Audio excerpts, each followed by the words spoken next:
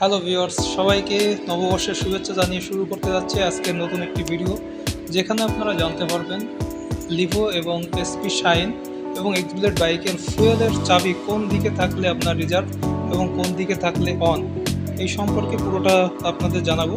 So সেই সম্পর্কে জানতে চাইলে পুরো সময়টা জুড়েই আমাদের সঙ্গে থাকুন এবং দেখতে থাকুন। এটা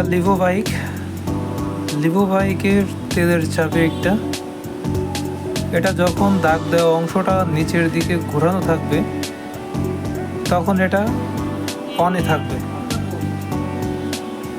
এটা যখন মাঝামাঝি অবস্থানে থাকবে তখন এটা অফ থাকবে, অর্থাৎ ফুয়েল ট্যাঙ্ক থেকে কোনো প্রকার অয়েল আপনার ডিসপাস হবে না।